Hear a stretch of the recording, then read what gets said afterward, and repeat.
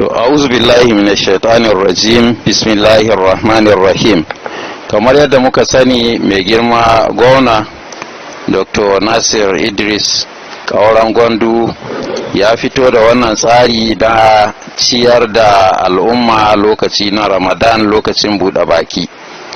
Mun san ba sabon abu bane, abu ne da aka saba yi shekara da shekaru, amma kamar yadda muka sani ciyar wadda ake ta tsaya nan cikin garin Birnin Kebbi da kuma Emirate Headquarters. Wannan karo kuma mai girma gona ya ce yana son a yi ciyarwar ta kai kowace local government. Don haka kamar yadda muke nan, haka nan akwai kowane masallataya da muka ɗauka sentoti akalla guda 3 cikin kowane local government, nan kuma cikin Birnin Kebbi guda 6, irin abin da ke faruwa kenan. Kuma fatanmu shine Allah subhanahu wata'ala ya kaddari nuhin mai girma gona na cewa a taimaka a sauƙaƙa ma al'umma a samu nasara cikin wannan. Na zo nan ba tare da na faɗa ma kowa zan zo ba. SA ɗaya na yi magana da shi cewa zan zo in saurari tafsiri. Sannan bayan da muka gama karatun tafsiri na ce mai ina son in tsaya kuma in gani menene za a kawo da idona. So kun ga kenan wannan ya nuna ba wai haɗi an kai cewa zan zo ba, balle a tabbata cewa su waɗanda aka sa su yi sun yi abin da ya dace. Abin da muke fata shine kowane masallaci mu cimma ana yin haka.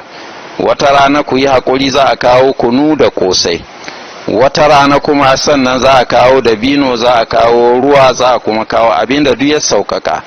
Wata rana kuma za a yi kokari a sawo da shinkafa, kuma in mun diba ciki za mu ga hadda nama ma an sawo. Fatanmu shine Allah subhanahu wata'ala ya saka ma mai girma gona, ya ba shi ikon yin waɗanga, ci gaba da irin waɗanga ayyuka da al'umma za ta amfana da su. Iyalan shi ma suna nan suna yi har cikin makarantun ne, ƙungiyoyin mata da sauransu duk ana haɗa su ana ciyar da su.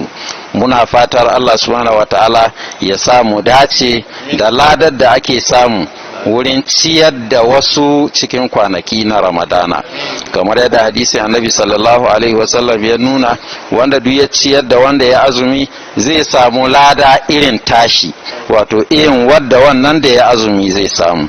Sahabbai suka ce, wasu daga cikin sahabbai suka ce, ba kowa daga cikinmu ke da zarahi da zai iya ciyar da wasu ba. Annabi sallallahu alaihi wasallam ya ce daidai da kurbi na ruwa, kabba wani ya kurba ya sha, zaka samu lada irin wadda zai samu shi da ya azumi. Bayan taka kai da ka samu na naka azumi, sannan shi ba za a rage mai tashi ba. To sannan annabi sallallahu alaihi wasallam ya ce kuma haka al'amarin yake, ko da ɓalgacin dabino ne, wato mutum zai ɗauka ya ba ɗan uwan shi musulmi ya ci. Kunga wannan na karantar da muhimmancin taimakekeniya, taimaka ma juna, ciyar da juna, shayar da juna da sauransu. Muna fatar Allah subhanahu wataala ya saka da alhairi. Su kuma waɗanda suka yo, muna ƙara kira gare su, muna godiya da abin da muka gani, muna kuma ƙara kira gare su don Allah a ƙara yawa kuma a ƙara ingantawa gwargwadon hali. Wassalamu alaikum wa rahmatullahi ta'ala wa barakatu. Wa alaikum assalam wa rahmatullahi wa barakatu. Ranka dai Allah ya saka da alkhairi.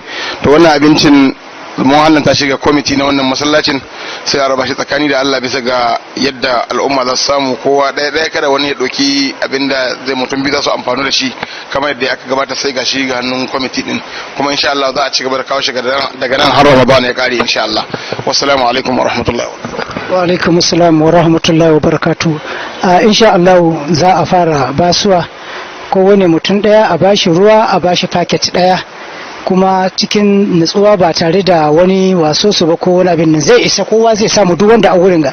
Balma hajja ta gaya mana cewa akwai wani wanda yake tafi bisa ya ba iya kenan ba.